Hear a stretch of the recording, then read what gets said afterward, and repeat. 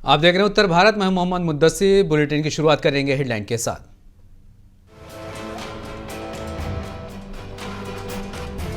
धीरेन्द्र शास्त्री देश को कट्टरपंथी की तरफ ले जा रहे हैं, ऑल इंडिया मुस्लिम जमात का बयान।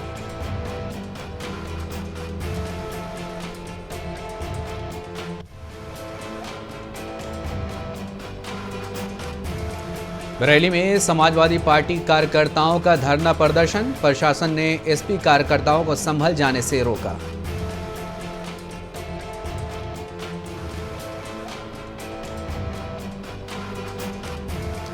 संभल की घटना समाजवादी पार्टी की संरक्षित अपराधियों की देन, उत्तर प्रदेश के उप मुख्यमंत्री ब्रजेश पाठक का बयान।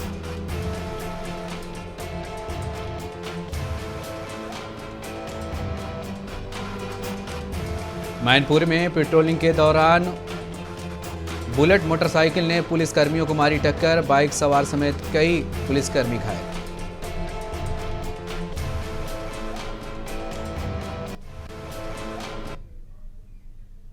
बरेली में ऑल इंडिया मुस्लिम जमात के राष्ट्रीय अध्यक्ष मौलाना मुफ्ती शहाबुद्दीन रिजवी ने प्रेस में जारी बयान में कहा कि धीरेन्द्र शास्त्री कट्टरपंथी बनाने और कट्टरपंथी विचारधारा रखने की जो बात कर रहे हैं वो भारत देश के लिए और समाज के लिए नुकसानदायक है।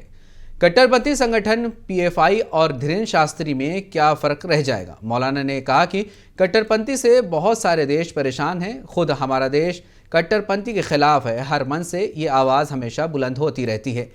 ये मर्ज जिस देश को भी लगता है वो देश ख़त्म हो जाता है। कट्टरपंथी एक बहुत बड़ी बीमारी है, ये एक नासूर की तरह है और इससे बचने की ज़रूरत है।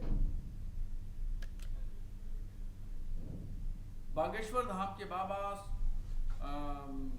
शास्त्री जी कट्टरपंथी विचारधारा की वकालत कर रहे हैं और बहुत सारे देश कट्टरपंथी विचारधारा से जूझ रहे हैं और उनमें से हमारा देश भी इन्हीं विचारधाराओं से लड़ाई लड़ने में लगा हुआ है और हम भी उलमा भी कट्टरपंथी विचारधारा के खिलाफ मुहिम चलाए हुए हैं, आंदोलन चला रहे हैं। कट्टरपंथी विचारधारा या कट्टरपंथीयत समाज के लिए बहुत ज़्यादा नुकसानदेह है, ये समाज को खोखला कर देता है। मगर अभी बागेश्वर धाम के बाबा धीरेन्द्र शास्त्री जी कट्टरपंथी विचारधारा की वकालत कर रहे हैं और अपनी यात्रा के दरमियान वो लोगों से कह रहे हैं कि तुम कट्टर बनो, कट्टर रहो, कट्टर सोच पैदा करो। धीरेन्द्र शास्त्री जी की ये शिक्षा समाज को किस तरफ ले जा रही है। बहुत सारे देश कट्टरपंथी विचार। बरेली में संभल जाने से रोके जाने पर समाजवादी पार्टी कार्यकर्ताओं ने जमकर प्रदर्शन किया है, जिसमें समाजवादी पार्टी कार्यकर्ता संभल जाने से पहले पार्टी कार्यालय पर इकट्ठा हुए, जहां पर पुलिस ने चारों ओर से सभी कार्यकर्ताओं को घेर लिया। लेकिन इसके बावजूद सपा जिला अध्यक्ष पुलिस को चकमा देकर फरार होने में कामयाब हो गए। फिलहाल पुलिस ने कड़ी मुशक्कत के बाद सपा जिला अध्यक्ष सहित दर्जनों कार्यकर्ताओं को हिरासत में लेकर पुलिस लाइन भेज दिया है, जहां से उन्हें निजी मचलके के बाद छोड़ दिया गया।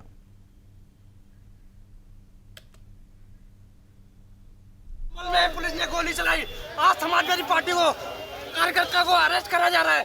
देख लीजिए, आप भी जनता को ये बता देना कि संदीप मौर्य समाजवादी पार्टी का जो ब्लॉक अध्यक्ष है वो आज जेल जाएगा और ऐसे संघर्ष करते रहेंगे। हम समाजवादी पार्टी का संघर्ष होगा। वहीं लखनऊ में सपा प्रतिनिधि मंडल के संभल दौरे को लेकर समाजवादी पार्टी के नेता रविदास ने कहा कि भारी पुलिस लगा दी गई है। जिन 5 लोगों की हत्या हुई है उनके परिवार के लोग बहुत ही दुखी हैं। हम उनसे मिलकर उनको साहस देने की कोशिश करेंगे और घायलों से भी मुलाकात करेंगे। हमारी मांग है कि वहां के डीएम और एसपी को हटाया जाए और हाई कोर्ट के किसी वर्तमान न्यायाधीश से जांच कराई जाए। हम लोग ये कहते हैं कि वहां पर जो 5 लोगों की हत्या हुई है उनके परिवार के लोग बहुत दुखी हैं। हम लोग उनसे मिल करके उनको सांत्वना देंगे।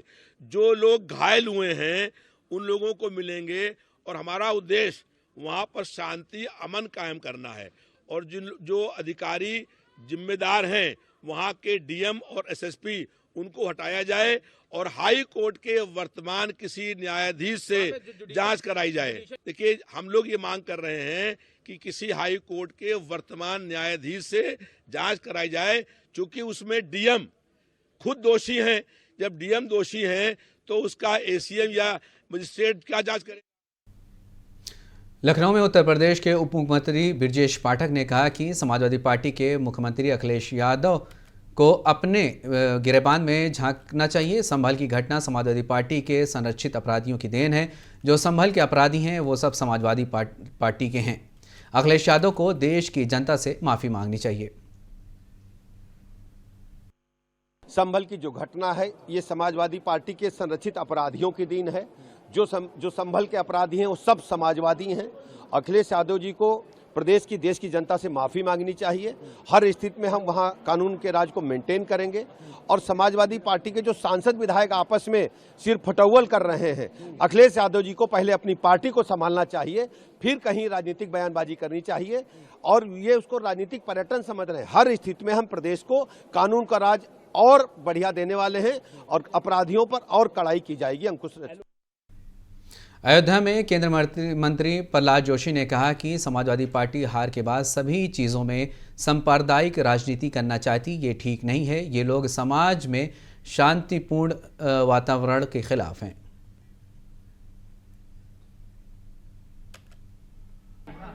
एक तो मेरा कार्यक्रम भी है इधर, कर्नाटक के कोई हमारा कार्यकर्ता एक इधर प्रोजेक्ट ये बना रहे हैं, तो उसके साथ ही साथ अयोध्या के मंदिर का उद्घाटन होने के बाद इधर मैं नहीं आया था, रामलला के दर्शन के लिए मैं आया हूं। और जो कुछ भी समाजवादी पार्टी सब में पॉलिटिक्स करना चाहते हैं, ये हार के बाद महाराष्ट्र में और इधर भी उत्तर प्रदेश में हार के बाद ये सभी चीजों में कम्युनल पॉलिटिक्स करना चाहता है। ये ठीक नहीं। इनको तो जो समाज में एक शांतिपूर्ण वातावरण रहना है। मुरादाबाद में मुस्लिम स्कॉलर मौलाना नाजिम अशरफी ने सुप्रीम कोर्ट के द्वारा दिए गए आदेश का स्वागत किया है। उन्होंने कहा कि जिस तरीके से सुप्रीम कोर्ट ने संभल में शाही मस्जिद को लेकर आदेश दिया है, हम सुप्रीम कोर्ट का स्वागत करते हैं। इसके साथ ही उन्होंने उत्तर प्रदेश के मुख्यमंत्री योगी आदित्यनाथ, राजस्थान के मुख्यमंत्री और देश के प्रधानमंत्री से अपील की है कि इन मामलों में वो खुद देश की जनता को भरोसा दिलाएं कि किसी के साथ कोई भेदभाव नहीं होगा।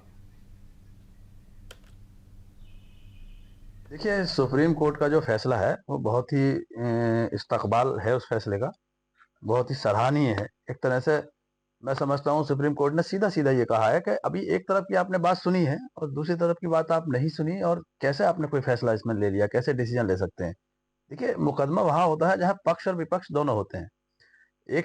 दो लोगों ने एक उसमें एप्लीकेशन दी या पिटीशन डाली और बात उसमें सुनवाई हो गई, सर्वे हो गया।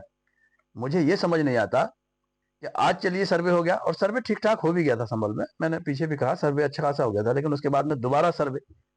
ये देखिए, यहाँ मस्जिद और मंदिर का सवाल नहीं है। यहाँ हरिहर मंदिर कभी हमने तो सुना ही नहीं। कभी पृथ्वीराज चौहान के जमाने का हमने इतिहास पढ़ा है, हिस्ट्री को पढ़ा है।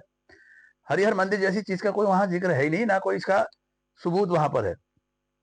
लेकिन सरकार के मन में या लोगों के मन में या जो लोग पिटीशन डाल रहे हैं उनके मन में अगर ये चीज है कि वहां हरिहर मंदिर है या होगा, तो मेरे ख्याल से अगर बहुत साल पुरानी बात हो गई है, जहां कई सौ साल पुरानी मस्जिद की बात है, तो अभी वो चीज कैसे निकल कर आ रही है।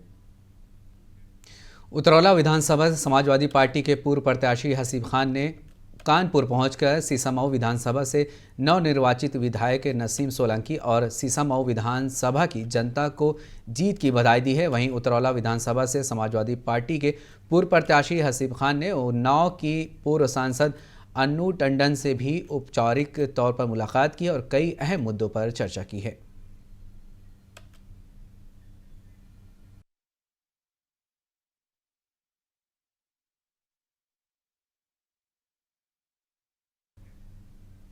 रिजर्व पुलिस लाइन सीतापुर में यातायात माह नवंबर 2024 का भव्य समापन हुआ है।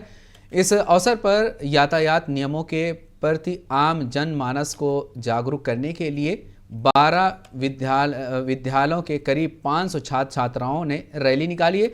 यह रैली सरोजनी वनटीका से शुरू होकर लालाबाग चौराहा होते हुए जेल रोड से रिजर्व पुलिस लाइन सीतापुर पर समाप्त हुई है। इस मौके पर जिला अधिकारी सीतापुर अभिषेक आनंद ने सभी विद्यार्थियों को यातायात नियमों के विषय पर पालन करने की अपील की है।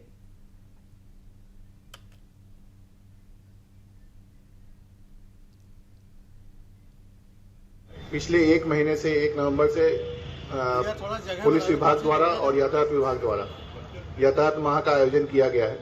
ये पूरे माह का आयोजन शासन द्वारा नवंबर माह में यातायात नियमों के जागरूकता फैलाने के लिए किया जाता है। हम लोग जैसा मैंने इसके शुभारंभ के शुभ अवसर पर भी कहा था, जैसा कि आप लोग सभी को पता है कि पिछले 1 महीने से 1 नवंबर से पुलिस विभाग द्वारा और यातायात विभाग द्वारा यातायात माह का आयोजन किया गया है। ये पूरे माह का आयोजन शासन द्वारा नवंबर माह में यातायात नियमों के जागरूकता फैलाने के लिए किया जाता है। हम लोग जैसा मैंने इसके शुभारंभ के शुभ अवसर पर भी कहा था।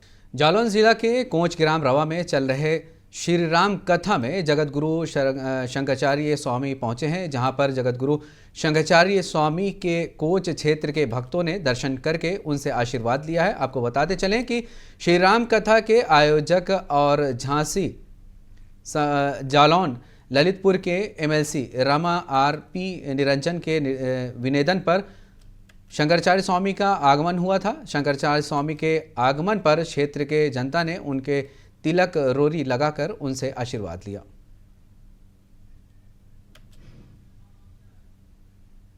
कथा के महायज्ञ में जो मुझे आशा नहीं थी, उस प्रकार का उत्साह पूरा ग्राम रवा राममय बना हुआ है। और जिस दिन से कलश यात्रा थी, मैंने नहीं सोचा था कि 10,000 महिलाएं कलश रखकर अपनी ड्रेस में, आज हम किसी को भी एक धोती देने गुनहगार नहीं है। इतना आस्था आज हम लोगों में और भगवान के प्रति, सनातन धर्म के प्रति लोगों में है, ये वास्तव में काबिल तारीफ है। उस दिन से आज चौथा दिन था।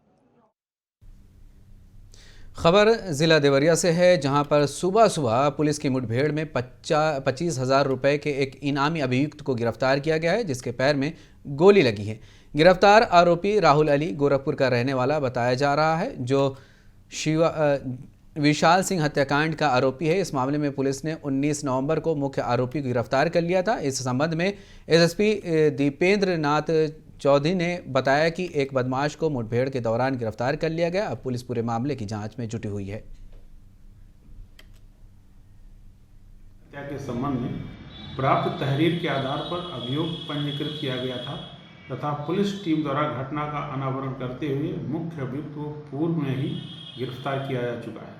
पुलिस टीम द्वारा उक्त अभियोग में वांछित एक अन्य अभियुक्त को पुलिस मुठभेड़ में गिरफ्तार किया गया है, जिसके पैर में गोली लगी है, जिसका इलाज चल रहा है। स्थिति सामान्य है। अभियुक्त के पास से अवैध शस्त्र भी बरामद हुआ है।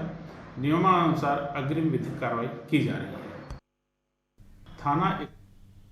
मैनपुरी के थाना दनहारा के सामने पुलिस कर्मी पेट्रोलिंग कर रहे थे। इस दौरान एक तेज़ रफ्तार बुलेट मोटरसाइकिल पुलिस कर्मियों से टकरा गई है, जिससे कई पुलिसकर्मी बुरी तरह से घायल हो गए हैं। इस हादसे में बाइक सवार युवक गंभीर रूप से घायल हो गया है। सभी घायल पुलिसकर्मियों और बुलेट सवार घायल युवक को इलाज के लिए जिला अस्पताल में दाखिल कराया गया है। वहीं सूचना मिलते ही घायल पुलिसकर्मियों का हाल लेने के लिए एसएसपी विनीत कुमार और सीओ सिटी अजय चौहान भारी पुलिस के बल के साथ वहां पर पहुंचे। अस्पताल में पहुंचकर उन्होंने घायलों की इयादत की।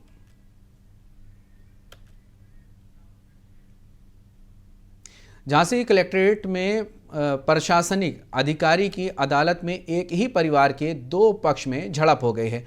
इस दौरान ये झड़प काफ़ी बढ़ गई है, जिससे काफ़ी देर तक लात, जूते और कुर्सियां चलाई गई हैं। मामला ज़मीन से संबंधित मुकदमे की सुनवाई का बताया जा रहा है, इसलिए दोनों पक्ष के लोग आए हुए थे। इसी दौरान बहस शुरू हो गई और बहस के दौरान ही दोनों ने जमकर मारपीट शुरू की। इसका वीडियो सोशल मीडिया पर काफ़ी तेज़ी से वायरल हो रहा है। पुलिस ने केस दर्ज करके कार्रवाई शुरू कर दी है।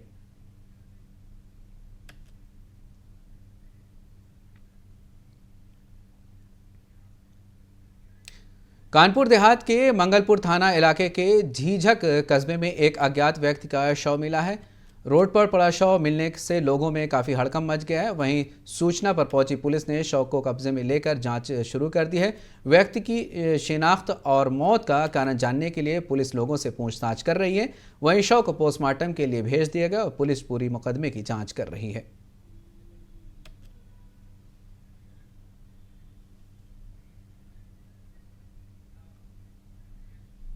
फिरोजाबाद के थाना सिरसागंज इलाके के रोड पर एक ज्वेलर की दुकान है। उसमें देर शाम ज्वेलर से बाइक सवार एक व्यक्ति ने 50,000 रुपये लूट लिए हैं। बताया जा रहा है कि दुकान के अंदर जाकर तमंचे की नोक पर ज्वेलर से 50,000 रुपये थैले में डलवाया था और मुलजिम फरार हो गया। वहीं एसपी देहात समेत जिला अधिकारी घटनास्थल पर पहुंचे। पुलिस अब मामले की जांच में जुटी हुई है। देखिए, अभी ये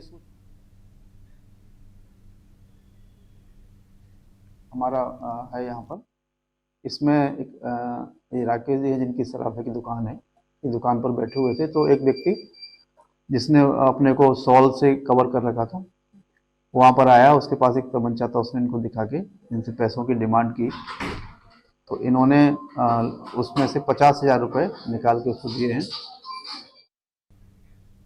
खबर झांसी से है, जहां 1 नवंबर से चल रहे यातायात माह जागरूकता कार्यक्रम समाप्त हो गए। इस दौरान लोगों को ट्रैफिक नियमों के प्रति जागरूक किया गया और जागरूकता कार्यक्रम में अच्छे कार्य करने वाले ट्रैफिक वार्डनों को सम्मानित किया गया है, जिसमें मुख्य अतिथि थी डीआईजी कलानिधि नैथानी और एसएसपी सुधी सिंह मौजूद रहे।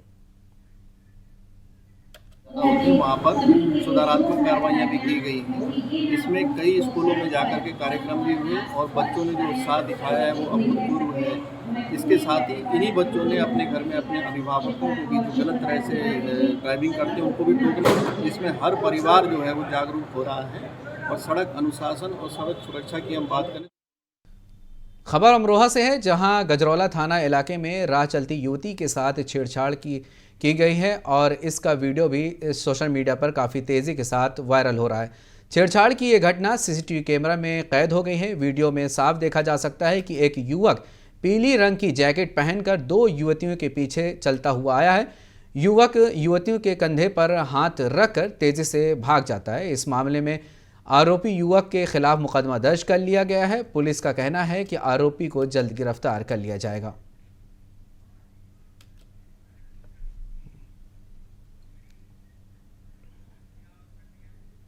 खबरों में फिलहाल इतना ही। आप देखते रहिए मुंसिफ टीवी। मुझे दीजिए इजाज़त। शुक्रिया।